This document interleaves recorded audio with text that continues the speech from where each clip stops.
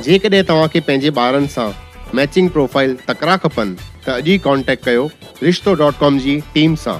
रिश्तो.com, सिंधियुनि जो सिंधियुनि सां, ऑनलाइन सिंधी मैट्रिमोनी। नमस्कार, मैं राजेश दलवानी, आप देख रहे हैं उल्लास लाइन बुलेटिन।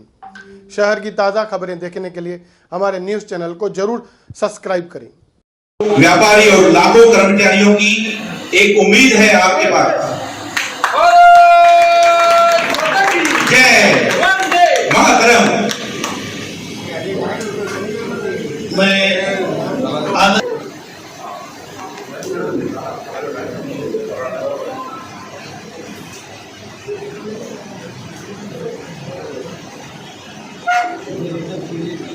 उल्लासनगर के मेरे सभी सिंधी परिवारों को जय झूलेलाल।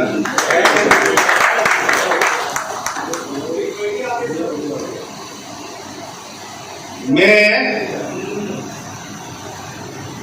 कई समय से सोचता था कि सिंधी समाज पाकिस्तान से खाली हाथ आया और यहाँ पर इतना व्यवस्थित सेट हो गया है कि कल्पना नहीं कर सकते निराश्रित थे। इसका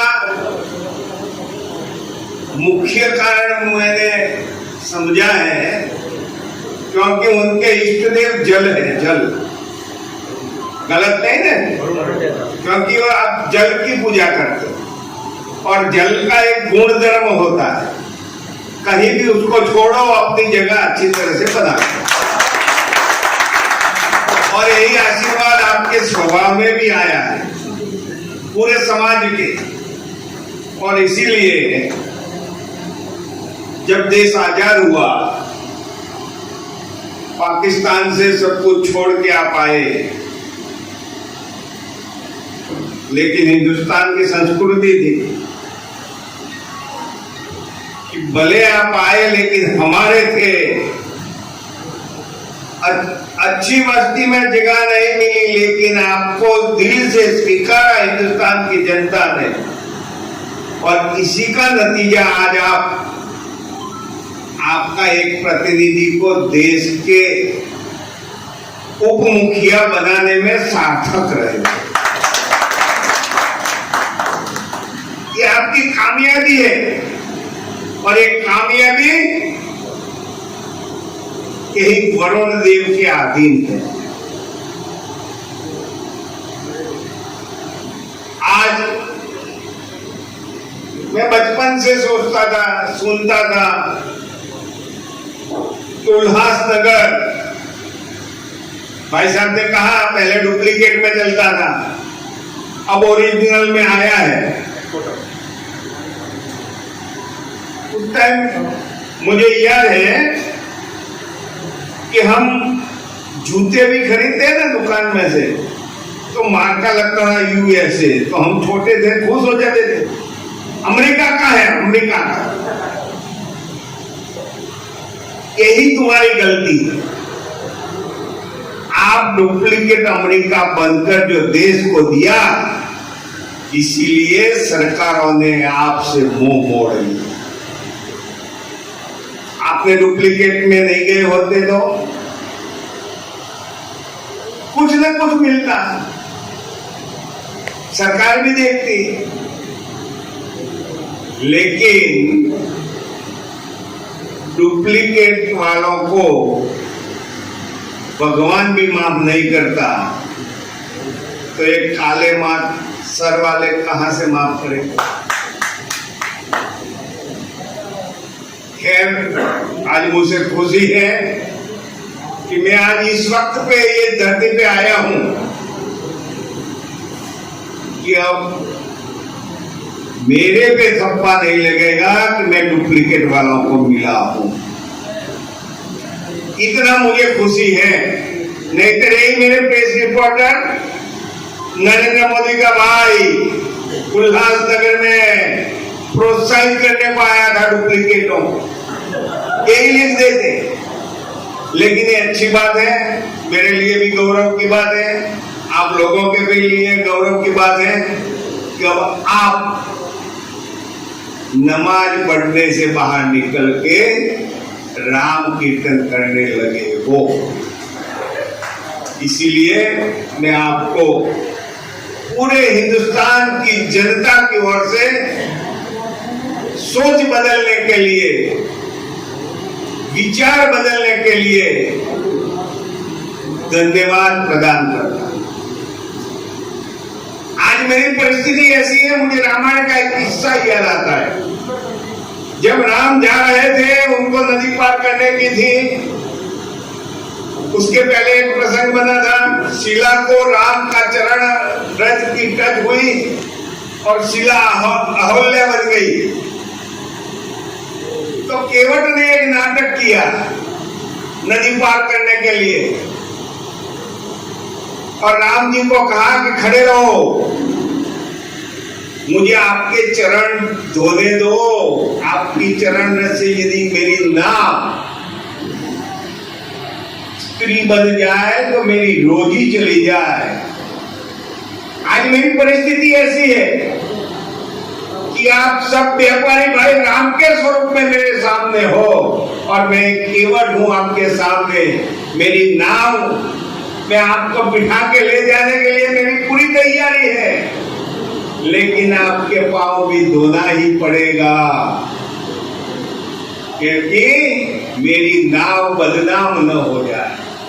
इसलिए मैं आपसे प्रॉमिस मांगता हूं, आप लोगों ने जो इच्छा प्रकट की कि आप हमें सहयोग करें, कंधे से कंधा मिलाएं। मेरा काम ही है कंधे से कंधा मिलाने का। मैं पूरे देश में चलता हूं, पूरे देश में 5,60,000 राशन दुकानदारों का प्रतिनिधित्व करता हूं और सरकार के सामने आवाज भी उठाता हूं। मैं आपको, आपने जो बात रखी, इस बात को, उस पर मैं गौर करूंगा और गौर करके जहां जहां मुझे आवश्यकता लगेगी वहां मैं आपके साथ रहूंगा। ये मेरा प्रॉमिस है।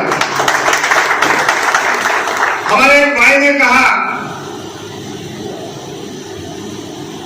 कि जिन कारोबार ठप हो चुका है, वॉशिंग वाला कोई प्रॉब्लम खड़ा किया है,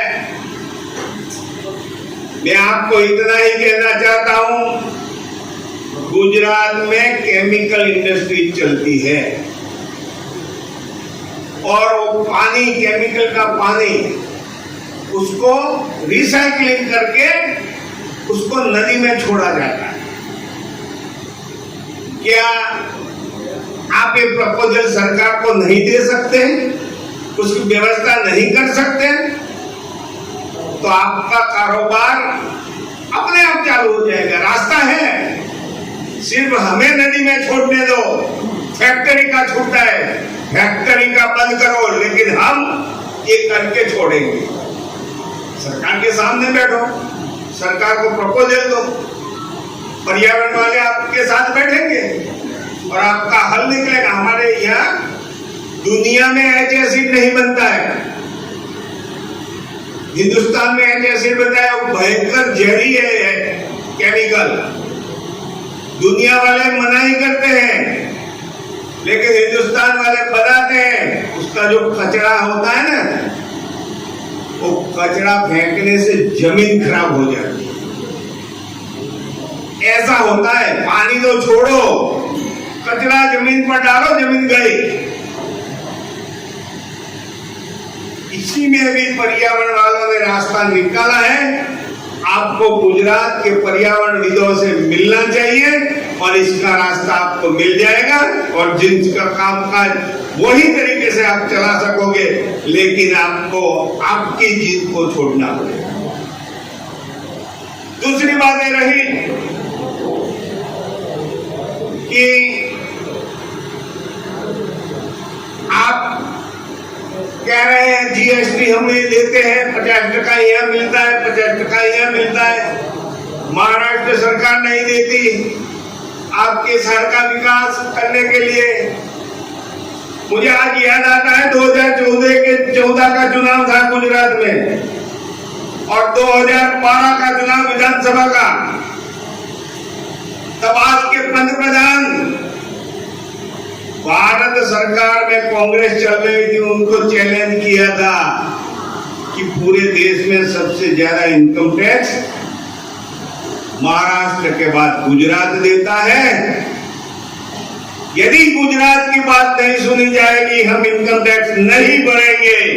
मैं आप लोगों को वही जवाब देता हूं, हम जीएसटी नहीं बढ़ाएंगे। हमें हमारे जीएसटी का हफ्ता मिलना चाहिए। यहाँ का विकास के लिए महाराष्ट्र सरकार को लिख के दो, एक आंदोलन खड़ा कर दो। जब नरेंद्र भाई भारत सरकार को कह सकते थे तो हमें कहने में कोई तकलीफ नहीं। महाराष्ट्र सरकार को कीजिए। दूसरी बात है, आपके कल्याण के साथ आप जुड़े हुए हो। अब तो विभाजनवाद चल रहा है। महाराष्ट्र सरकार से आप लड़ो, जरूरत पड़े वहां मैं आऊंगा। हमें भी उल्हास नगर की नगर पालिका अलग घोषित करवाएं, आपके प्रश्न सब सॉल्व हो जाएंगे। फिर आप वहीवट करो, फिर आपके मुकदमे चलेंगे। आप ये मान सकते हो। जब आबादी बढ़ी है आपकी, तो आबादी के तौर पर जाइए। तीसरी बात यह है कि यहाँ के कॉर्पोरेटरों को वार्षिक फंड मिलता है यूज करने के लिए। यहाँ के विधानसभा के सदस्य को वार्षिक फंड मिलता है यूज करने के लिए। तो आपका कॉर्पोरेटर यहाँ से होगा कि नहीं? 78 यहाँ से कितने पैसे मिलते हैं? हाँ, लेकिन कितने पैसे एक कॉर्पोरेटर को मिलते हैं? नहीं, घोषित क्या हुआ है?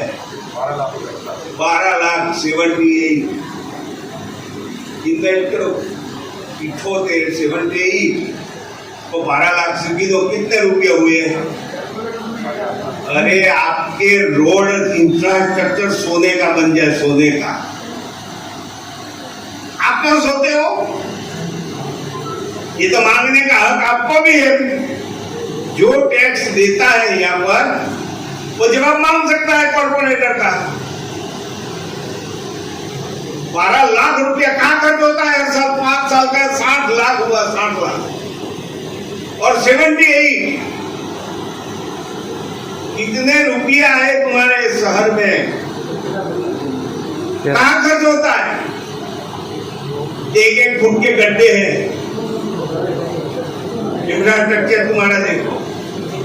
ये कमी सरकार की नहीं है, ये कमी तुम्हारे नगर सेवकों की है। इसका जवाब मांगो।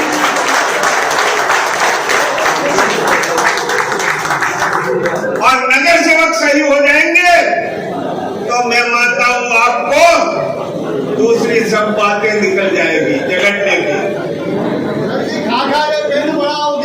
वो जो कुछ है अब बाहर निकला ना, गैस निकला ना बाहर। आज तक आप उनको ही अच्छा कहते थे। हाँ, गैस निकला ना। खाली मेरे भाई खाली सरकार को गालियां देने से काम नहीं होता। हमें भी हमारी फर्ज अदा करनी चाहिए। मैंने तो एक हिसाब दिया आपको, 12 लाख 78 तुम्हारे 78 कॉर्पोरेटर। हिसाब लगाओ, सोने का रोड हो जाएगा, ये गड्ढे चले जाएंगे। हमेशा कोई भी बात होती है 2 हाथ से ताली बजती, खाली 1 हाथ से ताली नहीं बजती। और कब तक आप मगज में रेफ्यूज रखोगे? कब तक रखोगे? ये दिमाग से निकाल लो। रेफ्यूज क्या है? रेफ्यूज आपकी 4थी पीढ़ी ये हो गई और भी रेफ्यूज। कब तक रेफ्यूज रहोगे? अरे गर्व से कहो मैं हिंदुस्तानी हूं, मैं रेफ्यूज नहीं हूं। कहो मैं हिंदुस्तानी हूं। कब तक ये भीख मांगने का काम करोगे? रिफ्यूज रिफ्यूज रिफ्यूज रिफ्यूज, क्या रिफ्यूज है? अरे हमारी ताकत दिखाओ कि एक दिन का रिफ्यूज आज देश की सल्तनत का हिस्सेदार हो सकता है और होके रहेगा। दिमाग से निकाल दो, मर्दानगी दिखाओ आपकी। लोकशाही है, नरेंद्र मोदी होगा या कोई दूसरा होगा, उसको सुनने की आवश्यकता है आपको। और मैं आज आपको यह भी कहता हूं कि जरूरत पड़े पहले महाराष्ट्र सरकार को लिख के दे दो कि हम जीएसटी नहीं भरेंगे। जब तक हमारी सुनवाई नहीं होगी हम जीएसटी नहीं भरेंगे। सामूहिक रूप से कोई पगचमकी करने वाला नहीं होना चाहिए, नहीं तो शिवसैनिकों की पगचमकी चलती। उद्धव बोलता है चलो हाँ, ये नहीं होना चाहिए। उद्धव भी आएगा, नरेंद्र मोदी भी आपके पास आएगा। हम लोकशाही में बैठे, हम कोई गुलामी में नहीं बैठे। आपके जितने भी सवाल हैं, हमारे भाई साहब ने कहा था एकजुट होना चाहिए। कहा है, हम पढ़ते थे छोटे थे तब, पंच की लकड़ी एक का बोझ, पंच की लकड़ी एक का बोझ। ताकत है किसी माई के लाल की तुम्हारे सामने हो, आंख उठा के देखे। पहले फर्ज अदा करो, फिर अधिकार की मांग करो। और मैंने बोला था भाई साहब को, आप कितना जीएसटी देते हो, कितना सीएसटी देते हो, कितना इनकम टैक्स यहां से जाता है, उसका हिसाब लगाओ और लिख के दे दो सरकार को। जरूरत पड़े तब प्रहलाद मोदी को बुलाना, प्रहलाद मोदी अवश्य आएगा।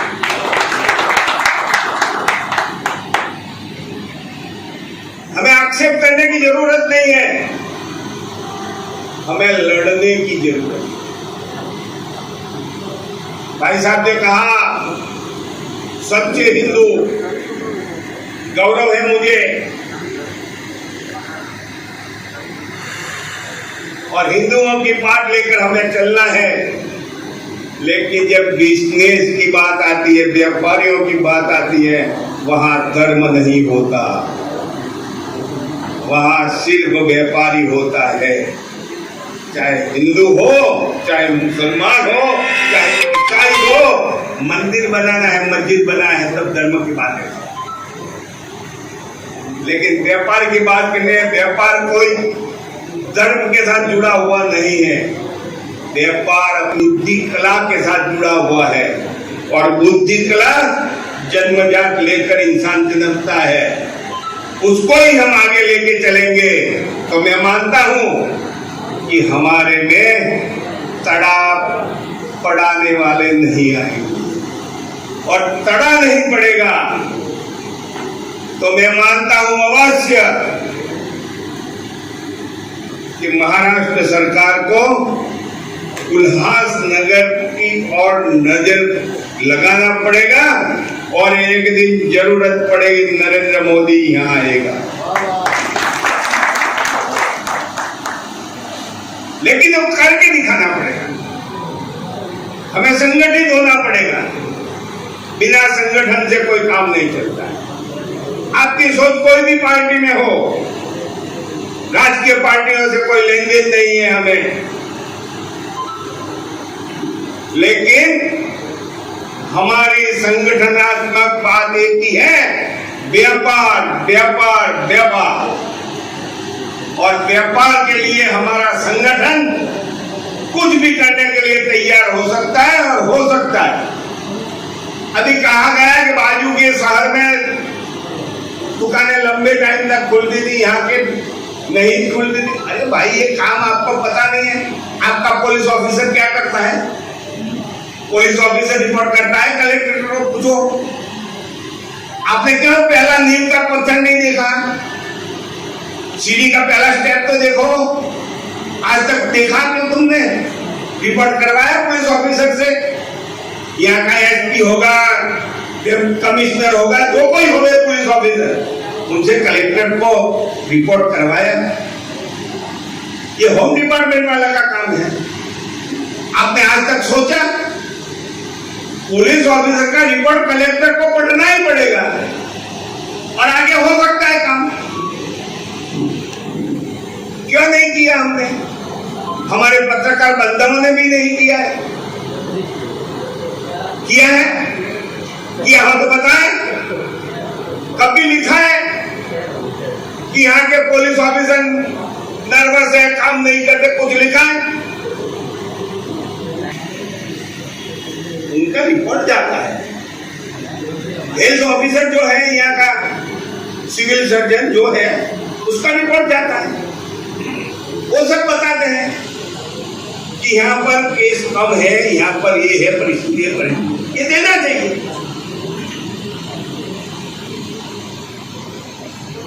खाली हमें व्यवस्था को बदनाम करने का काम करना, ये हमारा काम। ये काम में मैं मानता भी नहीं। हमें करना है तो सच्चा काम करना है और करके दिखाना है।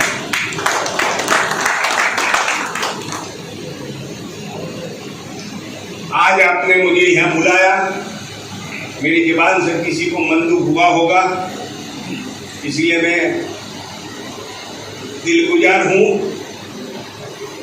चाहे तो क्षमा याचना करता हूँ, लेकिन जो सत्य हकीकत है वो सत्य है, वो छुप ही नहीं सकता।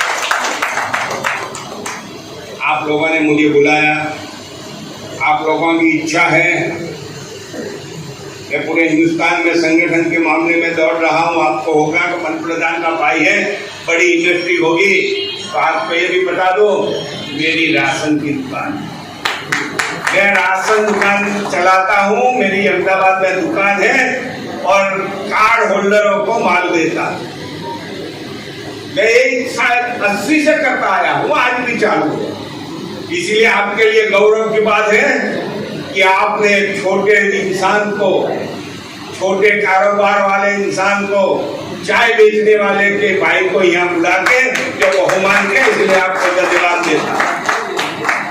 चाय तो अकेले नरेंद्र भाई ने नहीं बेची है, हम 5 भाई थे, 5 भाई बेचते, जिसका नंबर लगता था वो बेचता।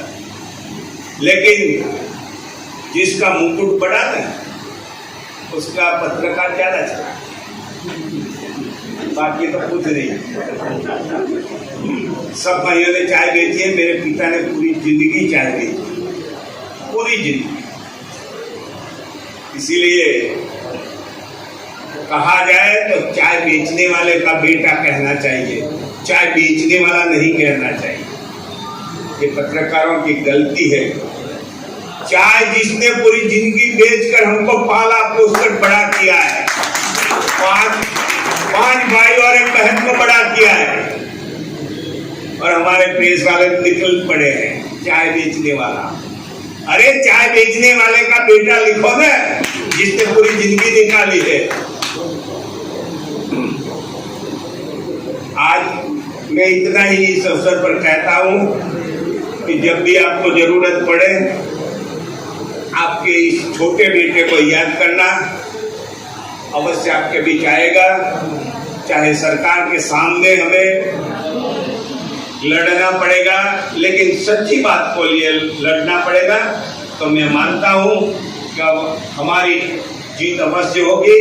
और मैं झूलेलाल जी को प्रार्थना करता हूं कि बिना रजुआत करे आज का प्रेस वहां तक पहुंच जाए, कल तुम्हारी समस्या सॉल्व होना शुरू हो जाए। धन्यवाद। उल्लास लाइन बुलेटिन को सब्सक्राइब करें, बेल आइकॉन दबाएं और देखिए उल्लास लाइन बुलेटिन की न्यूज़ सबसे पहले आपके मोबाइल पर।